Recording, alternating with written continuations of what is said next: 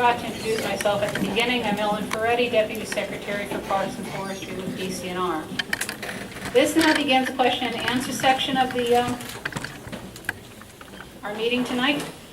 Please remember to limit yourself to 1 or 2 questions and to reserve your comments to the comment portion of the meeting. Right now it's question and answers. We will have a time after this one for comments only.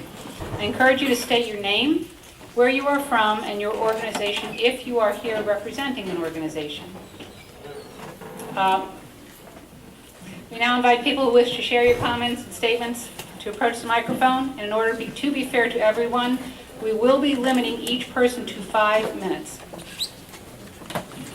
I'm sorry. Hello. I screwed up. I got that one messed up. Okay, everybody, right now, we're just doing questions. I'm sorry. My name is George Hayduke. I'm with Marcellus Earth First, and I'm wondering if this $22 to $25 million is going to cover the law enforcement costs in order to keep me and the rest of my friends from stopping hydrofracking in this area. Yeah.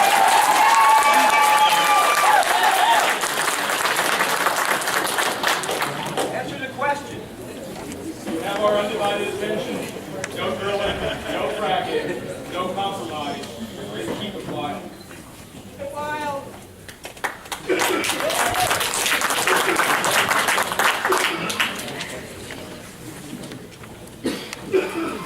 I'm sorry, I didn't hear an answer to this gentleman's question. Well, I'm not certain that we can answer that at this time.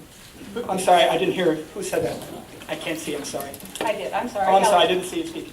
Yes. So no one's going to answer his question? My name is Dr. Gregory Pace. I live in Corgan House Township, where there's a lot of fracking going on, and I practice here in Williamsport, Pennsylvania. I have a question for Secretary Allen. My question regards your statement of you guys have the facts, you guys being DCNR, and there's contrary information on the wherever else it is that my inference from your implication was that we don't have facts. So I just wanted to make sure I wasn't inferring the wrong thing. Is it your position with DCNR that nobody else has facts except DCNR? Well, you're partially correct. I mentioned that there are misinformation being put out there by certain organizations for whatever purposes I can't answer. I believe we have a consensus among attorneys, both within the agency and the Commonwealth, that have been guiding us in our direction. And they have explained that there is an additional percentage of management over these 18,000 acres. There is not a complete control over the 18,000 acres, as certain organizations have portrayed. So, again, I just want to clarify, I'm not trying to put words in your mouth. What I hear you saying is that you guys have the facts, and regarding this, especially the almost 19,000 acres and the 25,000 acres, and other people's facts, other lawyers' facts actually, are incorrect. That is our belief. I have a question for Ms. Proctor as well, and I'll keep it brief. You gave us a guarantee that there will be no horizontal drill in Rock Run, but I also heard you say that the underneath. I heard you quickly. Well, it was in the woman's statement. So what I can guarantee is that there will not be a well pad next to Rock Run Road or next to the falls. You will never see, and I can guarantee it's very high. There's no possibility that you'll see a well pad next to the Rock Run stream.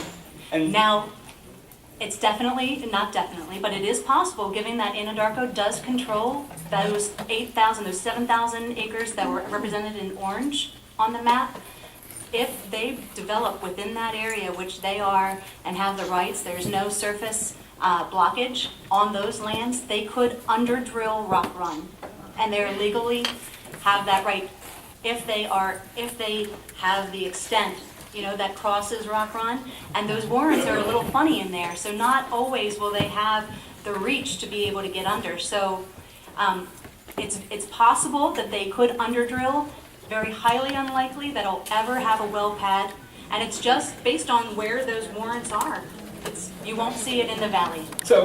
so where I live is important here, because I live across the highway from With all due a respect, horizontal sir, well. I'm not I know. You I can know. come back later on for a comment. Thank Sure. you very, very much. You just changed it from every two to... Signs down. Sir, could you please state your name? My name is Bob Drescher. I live in New York, but I went to school in Pennsylvania, and Back up just a little bit. I live in New York, but I went to school in Pennsylvania, and I frequently enjoy the beautiful, unique Pennsylvania state forests. They are unique. You can't find scenery like that unless maybe you go to Switzerland. It's world class. And we should not be fracking there. And the elephant in the room, it's right in this room, the elephant. It's a huge elephant that nobody notices because they don't want to notice it. And that is that the Marcellus Shale, I don't know about some of the others, but I know the Marcellus Shale, anything that comes out of the Marcellus Shale, including gas, recirculated water pumped back up, and anything else, the chemicals that nobody really knows what they are, all of that stuff, plus whatever comes down in the rain and washes away that stuff in those big areas where they're going to put all this garbage water that they certainly cannot recycle. Sir? All of that is radioactive, and nobody has talked about that. And it's not a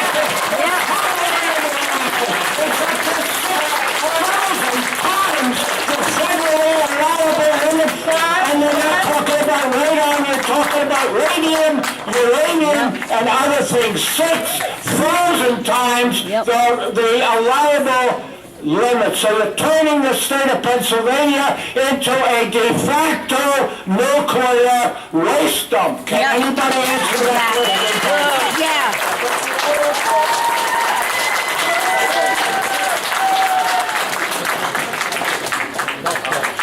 My name is Gary Thornblum. I'm from Center County, and I represent the Sierra Club Machining Group. And my question to the presenter was, you said that you realize, or DCNR realizes, there will be significant cumulative impacts to drilling. Has DCNR quantified that? And if you have, will you share it with us?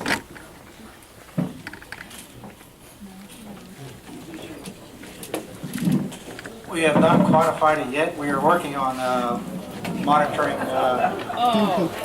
activities on state forest lands, and we will be sharing that at the end of the summer.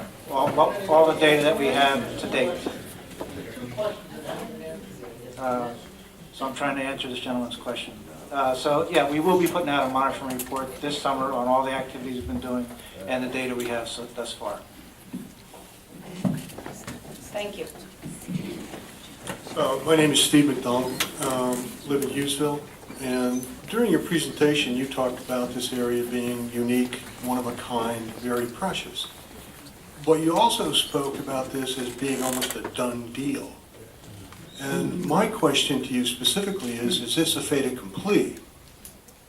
Is it, I mean, in your presentation you talked about when this happens, this is going to be what happens. If development is to move forward, we can, right now, if you look at the map where the That's not my orange areas question. are, Is this a nothing is done done, deal? sir. Nothing is done. Nothing has been decided. Anadarko proposed a development plan. We have not accepted any of that at this time. Okay. We then have not can even you- accepted development on the areas where they are legally able to access today. Okay. But during your whole presentation, you talked about what's going to happen, No, sir, I not said what is if. proposed to Very, happen. several times I've said if development is going to ensue, if it is going to come down the road, if. Okay. Nothing is final. Well, what No I heard, and I agreement think what a is. lot of other What I people wanted to heard share with the department, with the was- stakeholders today, what I wanted to share, what we wanted to share, and what has been called for, is to see what the development plan was. Okay. And what I want to highlight and stress is that is the development plan that was proposed by Anadarko, not accepted by the department. So whether there are stakes in the ground and you have all acknowledged and marked those, they are not what has been approved Okay. or accepted in any type of agreement by the department. Well, I just want to point out that through your whole presentation, you talked about this, and I'm sitting back there listening to you as if this is a done deal. This is what's going to happen, this is how it will happen. I can guarantee there never will be. That's what you said. She did not sit down. All right, you've had your time. Thank you very much. Reverend Leah Shade, representing the Interfaith Sacred Earths Coalition. Is there any possibility that DCNR would just refuse to allow this plan to go forward? And if that...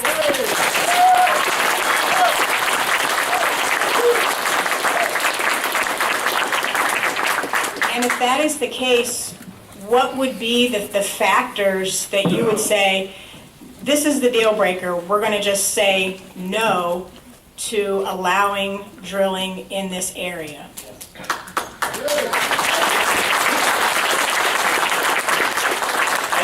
As you've heard the presentation, we will go through this process of looking over what is being proposed.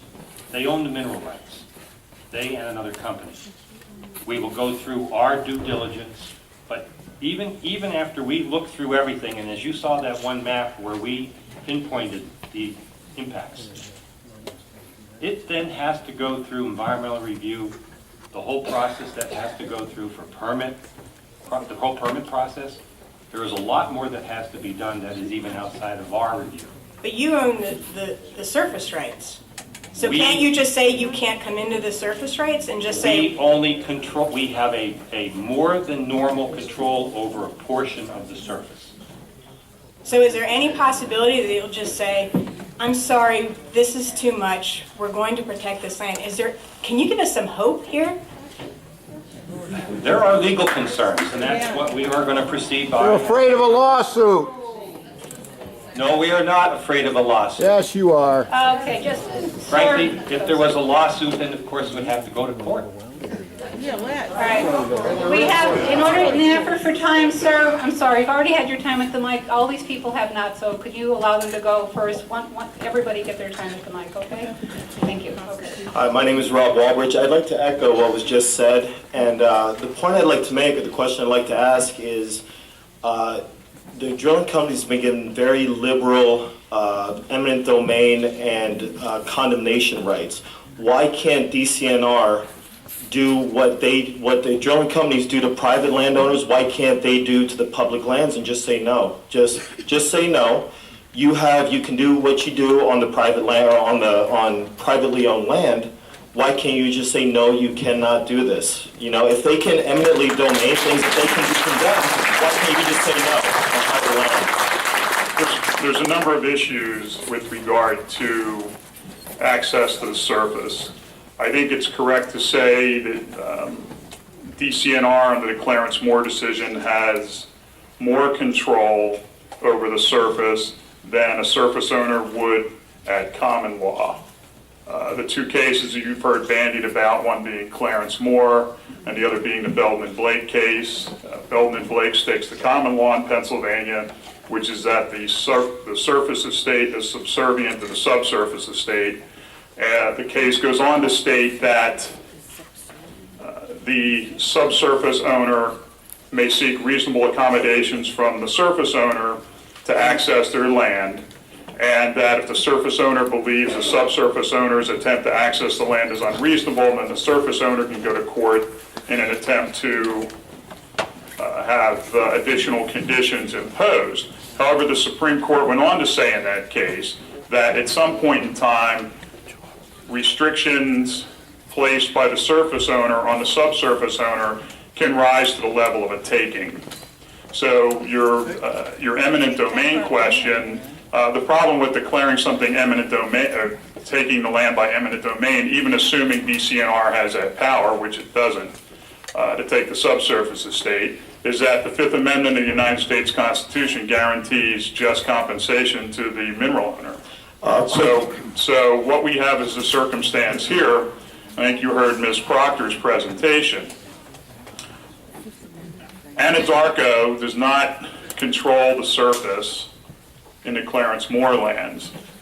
If DCNR told them no, they could do one of two things. They could sue for a taking, or they could simply attempt to move to the lands to the north, which they own in fee, where DCNR would have absolutely no say whatsoever about any development activity that took place on those lands. And I also think you heard Ms. Proctor say that, in fact, we consider those lands to be more sensitive even than the Clarence Moore lands. So, if DCNR says no to access, absolutely not to access on Clarence Moore, it could cause Anadarko to go to lands that we don't want to see them on, even more than we don't want to see them on the Clarence So Moore you're saying lands. we're held hostage. You're basically saying that, gee, they're going to hold our feet to the fire and say, let us destroy this, or we're going to destroy something that's even more valuable. That's absurd. That's insane. What I'm trying to explain to you is the legal circumstances of the case. Anadarko owns the gas, or at least they own 50% of the gas. They are allowed to develop their gas under Pennsylvania law. If they are blocked from doing so, such that they lose all access to their gas, then it's a taking, and the Commonwealth would owe them just compensation under the 15th Amendment, or 5th Amendment, excuse me. And I think you heard Ms. Proctor say that one of the most productive wells in Pennsylvania is directly adjacent to the area we're talking about here. So the law isn't black and white, other than the fact that the one black and white thing here is that Anadarko owns the gas. They have a legal right to access that gas, either through lands that they control in fee or through the Clarence Moore lands. One of the other things you heard Ms. Proctor say is that we're looking at it now and we're trying to balance where any development could take place with the least possible intrusion into the land. But I think what everyone needs to realize here is that Anadarko owns the gas. Absent somebody else coming along and acquiring the gas from Anadarko and deciding not to drill it, I think any expectation that Anadarko will not access the gas, particularly given the economics of the circumstance now, isn't credible. Thank you. One quick point. So essentially, Anadarko has rights that DCNR does not, as far as eminent domain, as far as condemnation goes, is what you're saying. DCNR does not have the right to do these things, but yet a drilling company does have the right to tell somebody we can or cannot go onto your property. Anadarko is not a public utility. They don't have eminent domain rights. The problem But don't they have de facto, don't they have indirect rights through government decree? All right, I think No, they own the gas. We have to move on. We have a whole line. We have a whole line. Thank you. What about a forest Richard taking? Martin, Pennsylvania Forest Coalition. Thank you for not doing another generic PowerPoint that revealed nothing. You today have summarized some of what took us 8 months and 9 right to know law requests to try out of the agency. One quick point, I thought that the rights expired on 74% of that land in 1983. That's another point. However, my question is about this map. Your map and my recon up in the area looks like Anadarko's planned well pad B, or D, I think, at the head of Buck Run, is on one of those tracks, which I call a reverse inholding, where DCNR owns both the surface and the mineral rights. Since on this map there's a well pad on there, my question is, has Anadarko approached your agency about leasing that tract?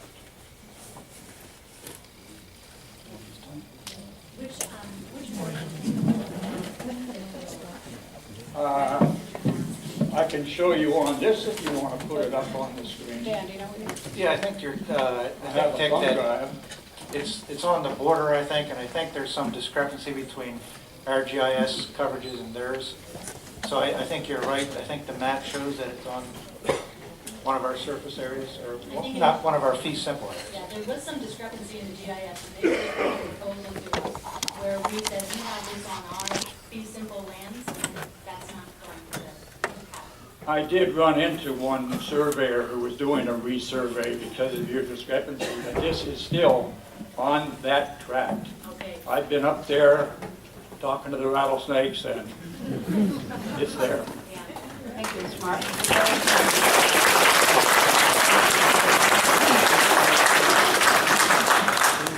My name is Carl Kirby. I'm from Lewisburg. I'm a geochemist at Bucknell University, but I'm not representing Bucknell. The question I have relates to the proposed plan and fluids management, because I see the impoundments, which are supposed to be fresh water, and I heard nothing about what would happen to flowback water. And I would also, I'm curious as to how many, are there going to be water pipelines? And Go ahead, finish your question and I can address. okay, so you have freshwater impoundments, but there are going to be water pipelines to move water around. But is there any indication that secondary containment to contain spills of drilling muds, other fluids, is there going to be secondary containment? Because it wasn't mentioned, and that's a really important part of the fluids management. Sure, and again, everything is proposed, nothing has been discussed, but I can tell you how Anadarko operates on our lease tracks in the Tidahoon and the Sprout. And what they typically do, nowhere on our lease tracks do we allow flowback impoundments. So we do not gather flowback in open pits anywhere on any of the state forest lease tracks. That's one of our policies. We also see the error in that by allowing those through the permitting process, and we think that they are unsafe. And so any flow back to the surface on lease tracks that we have currently, and how Anadarko operates over there, is that it's all containerized, either within frac tanks, or they have, I think they're 100-barrel tanks, 400-barrel tanks on each one of their pads that will contain the water as it flows up through the wellhead and is separated in the GPU units, and it is stored on site in secondary containment. That's a permit regulation, so DEP enforces that. Typically, secondary containment is 110% of the largest tank within the area. So they're all lined and tanked, and so secondary containment is absolutely required. And whose permit requires that? Sorry. DEP, Department of Environmental Protection, oil and gas permits. Thank you. We have a few more minutes for the questions and answers, and then we move into comment. My name is Ralph Kisberg. I'm from Williamsport. I'm with the Responsible Drilling Alliance, but I'm speaking on my own today for myself. I'd just like to ask Secretary Allen, just off the top of your head, what is your definition of the word conservation?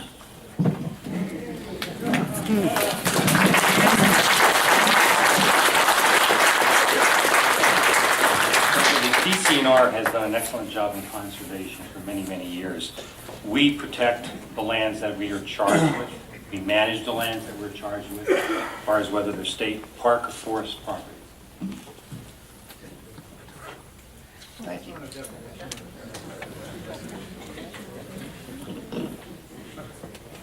That was shocking. Didn't hear the answer. I'm a pacifist, so I'm not going to say one thing or the other, but I'm just going to come as a concerned citizen. My name is Jeremy Moeller. A lot of friends here, a lot of brothers and sisters, and we all appreciate the beauty and aesthetic of the state forest. And any kind of intrusion, whether legal or illegal, is still infringing on my rights to view something beautiful. And everybody here knows that, what if nature could attack us back? Think about that. The other point I want to make is, where's our lovely Governor Tom Corbett, who loves our environment so much?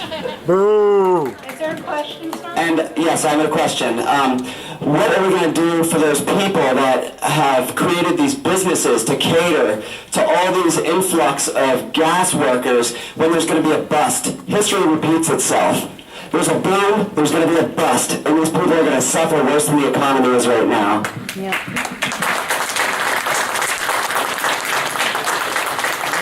Answer that. Ani, Makjasko Desnikas, Mayangan Niotum. My name's Robert McCaslin. I'm from Bath, New York. I represent right now the Aramco Nation. Also, the Ottawa Nation is my home. And my question to these people here is when we tie in to this pipeline that's being piped, right now it's at the head of the Ford, the most toxic place in the United States. And they're going underneath the riverbeds there. So when you tie in, are you going to be liable for the extra collateral damage that watershed represents over 2 million homes at the end of this, during Ringwood there. And when you tie into that and use all this gas, are you going to be held accountable for the present state of New Jersey?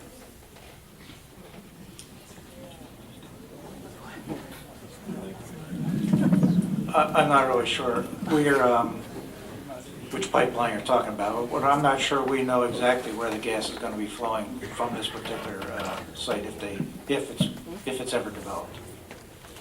And we know there's already an existing pipeline in the, and I'm not sure where that gas is flowing or where it's heading to. Well, I worked in the field all my life. This drilling is just a mask. I start contaminating the people as soon as I set my footpad on location. With that, I'll close. Again,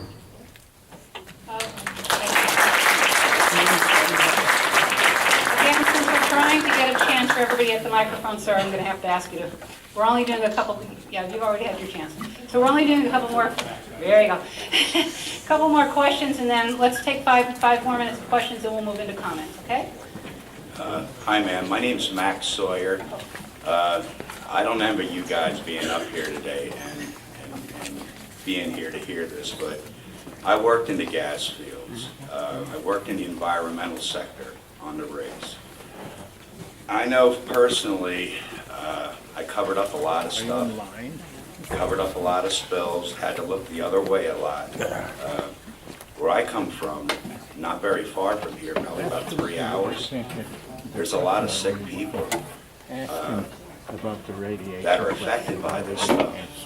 I didn't believe it. I worked there and I didn't believe it. And then after seeing the people, it's bad stuff. It really is, guys. It's bad. And if you're going to destroy this up here, like where I come from, down in the lower part of Pennsylvania, it's destroyed down there. People are sick, animals. I mean, it's really, really bad. And I'm just afraid it's going to happen here. And 2/3 of the people in PA don't want this crap. They don't want it.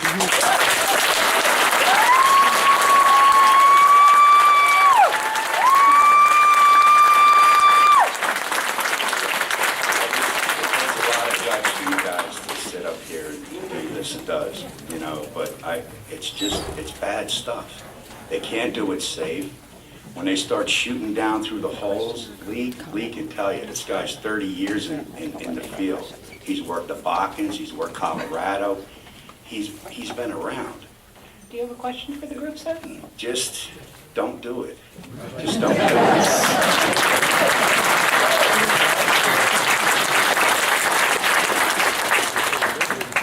Bryn Himmerstrom, Pine Creek Headwater Protection Group, and speaking on my own behalf from Tioga County, Pennsylvania. A lot of my friends and neighbors from southeastern Tioga County regularly go to Rock Run for their recreation. Those of us from the west go to Pine Creek. Couple questions, Dennis, on the legal. The Pennsylvania Constitution guarantees clean air and clean water. I'm surrounded by compressor stations and frac sites in Tioga County. I go up, I can look against the hill and see wavy lines. Is that heat? Is that gas from these compressor stations? I don't know. I assume you don't know, so you don't have to answer. Okay. But we're guaranteed clean air, and who's monitoring the clean air? If it's not the DCNR and it's not the DEP, it's just going into... Okay. And in terms of, I mean, there's so much to say, and I don't want to take your time, and I agree with the last gentleman that you guys have a hard row to hoe. But I agree that this cannot be done safely, and I ask you to consider if the industry is unwilling to put itself under the Clean Air and Clean Water Acts under United States law, the Halliburton exemption. We're talking with great hallow about the Fifth Amendment to the United States Constitution, but we also, the life, liberty, and pursuit of happiness, the guarantees of the Declaration of Independence, all 10 amendments to the Constitution, the Bill of Rights, and the subsequent amendments, I think also take precedence. And we have rights as citizens, and if the industry is unwilling to put itself under the Clean Air and Clean Water Acts, I ask why Pennsylvania, which by its constitution requires and guarantees citizens clean air and clean water, how you can legally sign a contract with a corporation that refuses to operate under a clean air and clean water policy.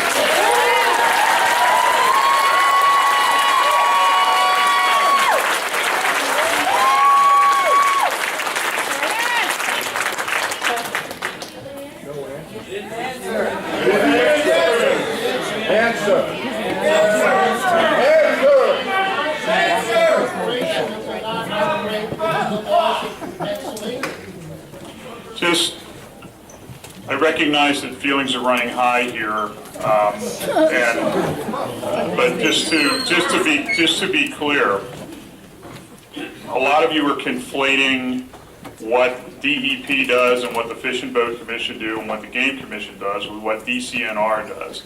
DCNR is the surface owner here and manages the land. Our obligations also are to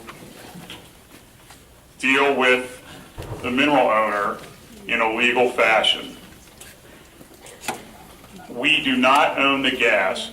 We can encourage the mineral owner to enter into a surface management agreement with us, which sets forth what we would like to see with regard to the manner in which they conduct their operations. If and when that ever happens, the operator still has to get permits for all its well pads and a number of other things from the Department of Environmental Protection. I think you heard Ms. Proctor say, while DCNR has statutory jurisdiction over the plants under the Pennsylvania Natural Diversity Index rubric, it is the Fish and Boat Commission that has jurisdiction over the aquatic life, and it is the Game Commission which has jurisdiction over animals such as the rattlesnake, the flycatcher, and the like. Now, those are all things that we try to take into account when we look at the circumstances here and try to tailor something that is both within our statutory authority, is both within the Constitution, and recognizes the value of the land that we're dealing with here. So while you can say, how can we enter into a contract with someone who does this? We're not actually entering into a contract. We're not permitting well pads and the like. We're simply, as the surface owner, looking at the way that we can, within our statutory authority, minimize to the extent possible adverse impacts to the resource. Beyond that, whether the well pads get permitted or not, that's up to DEP. The air issues, those are up to DEP.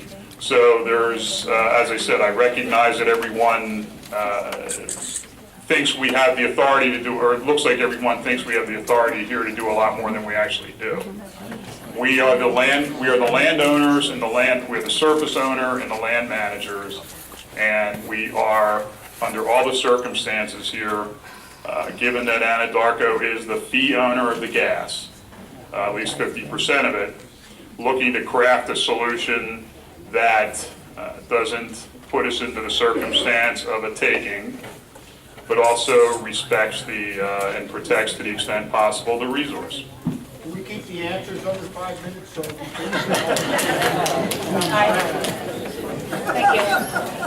My name is Dr. David Moscatello. I'm from Philadelphia. with the Sierra Club, but I'm here representing myself since I'm retiring and I plan to play outside and I want to make sure somewhere to play. Given Anadarko's offer of $15 million for this use, I was curious how much Anadarko paid for the subsurface rights and how much Pennsylvania actually got for it, presumably back in the 19th century. We do not know it. I think, so when the Commonwealth bought these lands way back when, the Commonwealth actually thought that we owned the subsurface rights. And so it went to court. Clarence Moore claimed that he owned the subsurface rights. So the courts found that he was right and the Commonwealth was wrong. So 18,000 of the 25,000 acres, they said that because of the circumstances, they allowed, and the way the deed was written, they allowed us surface control over the 18,000, some surface control, greater surface control over the 18,000 acres, not on the 7,000 acres. So 7,000 acres is just like any other situation in the Commonwealth where the subsurface is owned by somebody else. Subsequent to that, Clarence Moore couldn't pay the legal fees and split the thing between two of the lawyers that were representing him, who then, of course, one of them sold it to the fees to Anadarko. So that's the circumstances where we're at. So at one time, the Commonwealth did think that they owned the subsurface rights, but we lost in court.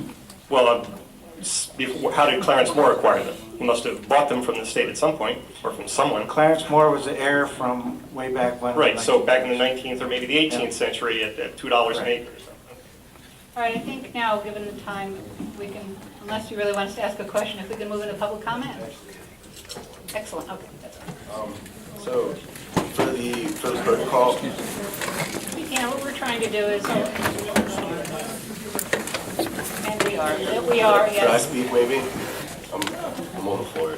There you go. So if any of these threatened species are found, is there a specific protocol that has to be followed in response to that?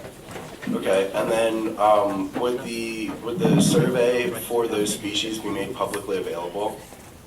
The two questions. One is if species are found, are there certain protocols? And yes, there are. Depends what jurisdictional agency the species fall under. They're the ones who determine the protocol.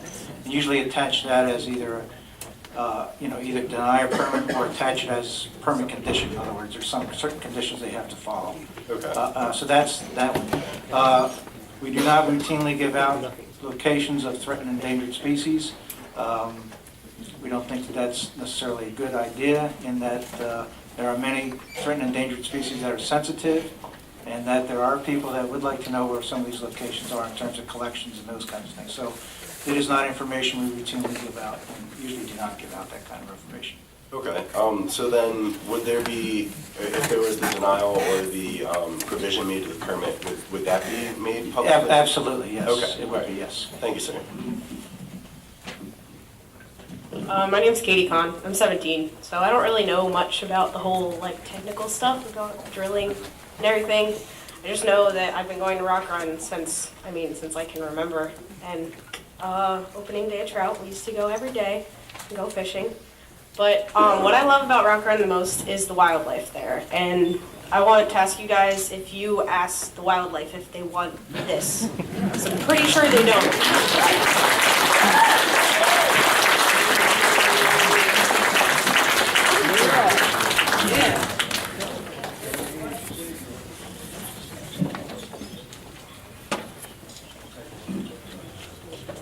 Testing.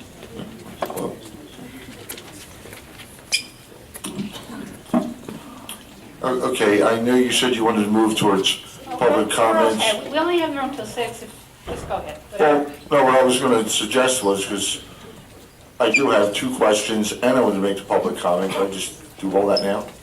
Yes or no? Yeah. Sure, just be mindful Okay. of the whole line behind you and not to take up too much time, that's all.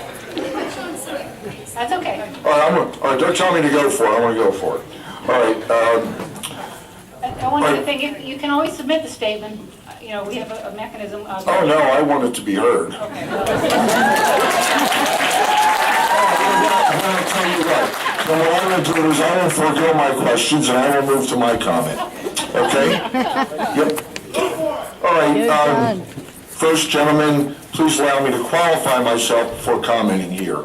I am not what most reasonable people or anyone who really knows me would ever consider an activist or an environmentalist, least of all an environmental extremist, which I have been accused of being. What I am is I'm simply a concerned citizen, husband, father, grandfather, small business owner, and property owner.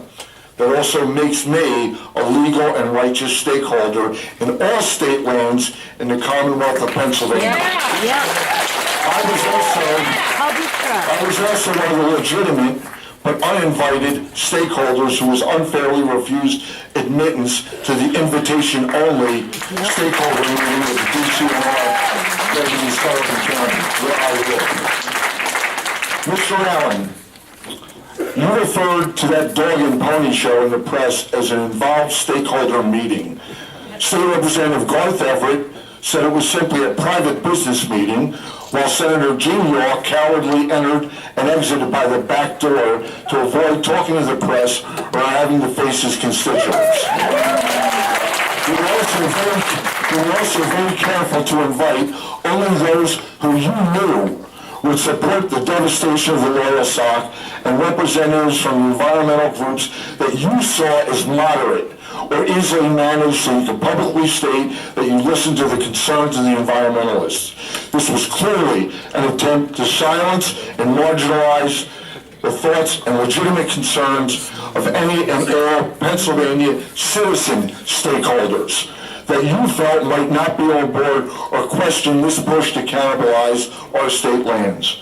Mary Wolf stood here in this very room a few weeks ago, where I also testified, where I was on the panel, and stated that Anadarko values our state land as much as the people of Pennsylvania, and Anadarko wanted to keep the surface disruption to a minimum, about 2%, that they would employ best management practices and follow all state laws and guidelines.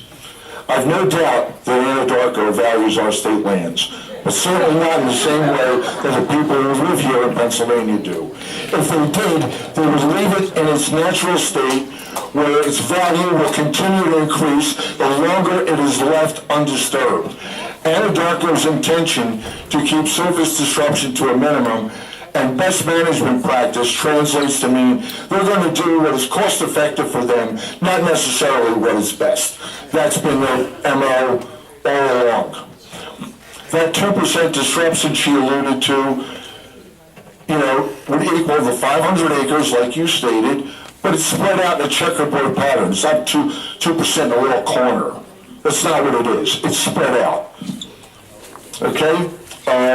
That is going to create unnatural edging, disruption of the natural canopy in the forest. It will allow invasive species to encroach upon this area, forever altering the ecology of the Loyalsock forest and threatening the indigenous plants and wildlife. This is not acceptable to us. You're an attorney, I'm not. I want to correct you on something. The DCNR is not on that land. The people of Pennsylvania own that land.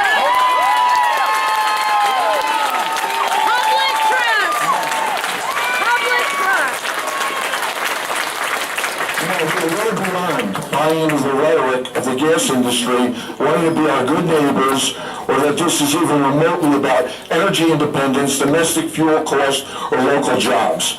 Prior to the gas industry's invasion, Pennsylvania was 26th in employment. 5 years into development, we now rate at 49th. That's what a boost. In other words, the people of Pennsylvania have woken up to that truth. And the truth be told, there is no energy crisis that demands immediate resource development.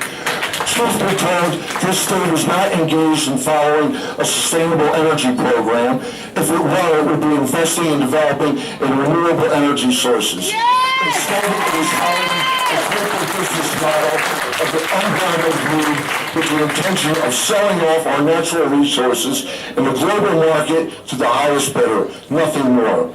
In the days when all DCNR positions, including the director, were civil service jobs that went to the best qualified, this would not have been proposed. Instead, we have political appointees like yourself, Mr. Allen, who are put here to promote Tom Corbett's industrial agenda. The bottom line here is that we, the people of Pennsylvania, do not want our state lands carved up and drilled into oblivion for corporate profits. We are not going to stand by our days and let you sell them off under our feet without a fight.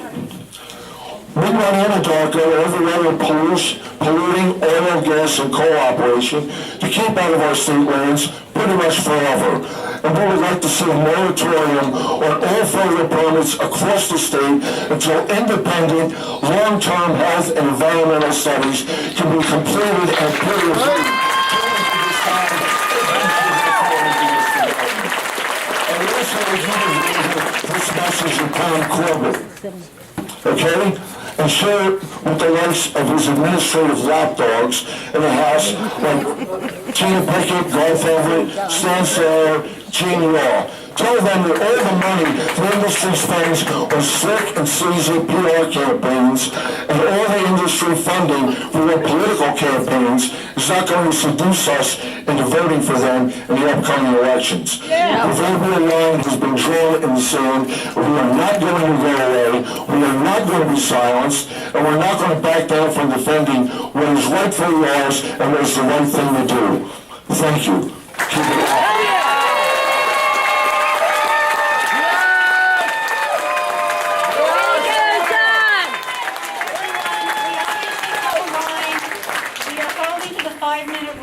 Timekeeper, so, sir, you're next. Man here. I was asked to provide comment. I just have a process question here. I've been sitting here waiting for the comment period to start. Maybe it started and I didn't even know it. Yeah, well. Is this a question and answer line, or do I need to get at the back of the line? You're fine, you're fine. Whatever you want to do is fine. It's 5 minutes. Questions first? Are we going to? No, sir, no. We have 5 minutes.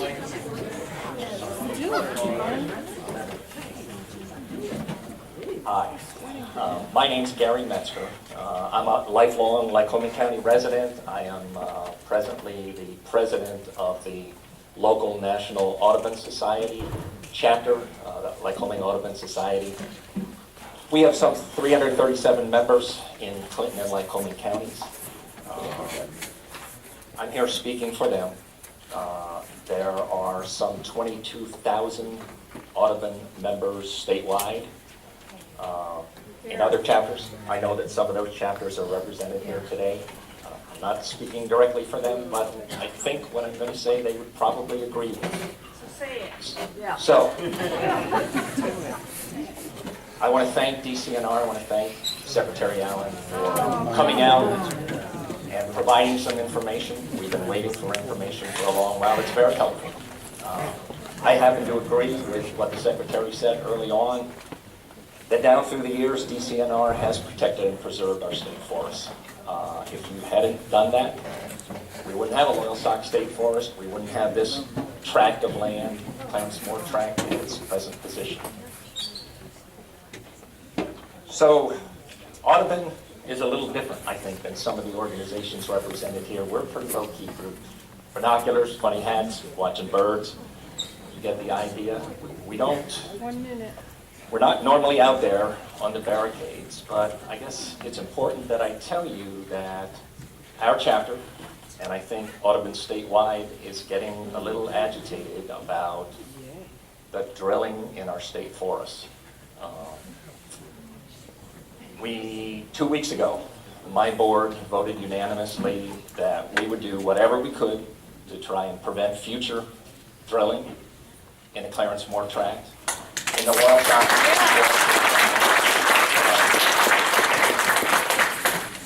And that's sort of a big deal for us. It's not the kind of thing we do. But